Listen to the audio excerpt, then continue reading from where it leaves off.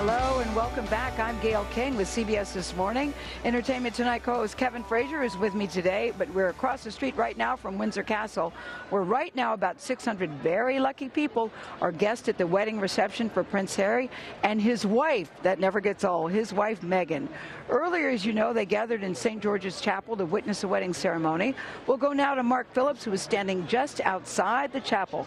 Hey, Mark, good morning.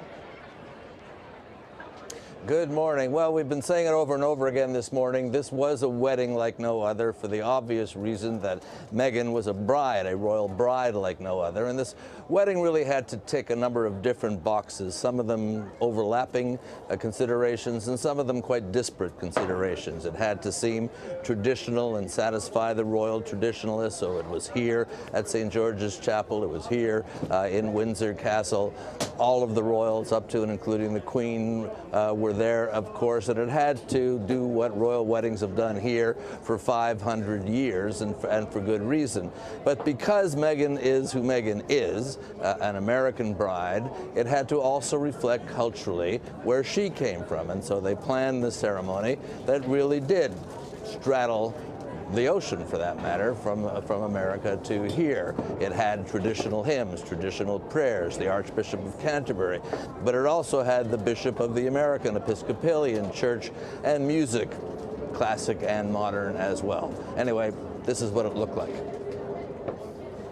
It was a marriage of split-second choreography as only the House of Windsor can do. A vintage Rolls-Royce leaves a hotel a little over 9 miles from the castle. Inside, a glimpse of a woman wearing a veil and a tiara, sharing a smile with her mother. At the castle, 2 princes in uniform march in step across the grounds. An ancient royal and religious rite with a distinct modern twist is about to play out. Doria Raglan, the mother of the bride, had switched cars and arrived at the chapel.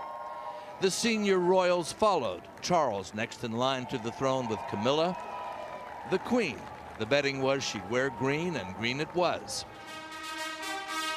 And Philip, now 96, and on his first public appearance since his recent hip operation, and moving well. But this was the arrival the world was waiting for. Meghan Markle, now the Duchess of Sussex, after her new title was bestowed by the Queen, was about to answer the other big question of the day: what about the dress? It was, to quote the palace, a dress that epitomizes a timeless, minimal elegance.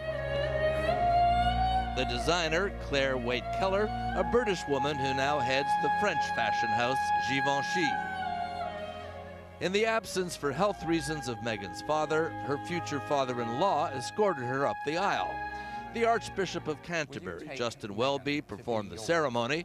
Will you love her? But American Episcopalian Bishop, the Most Reverend Michael Curry, delivered the sermon in his own style. 2 young people fell in love, and we all showed up. So darling, darling, stay. The music occasionally departed from the norm, but the vows were traditional, and so was the kiss. In the end, the ceremony had a lot of different people to satisfy, and it satisfied everybody. Gail? Okay. All right, Mark, thank you very much. That was a nice recap of what we've seen so far.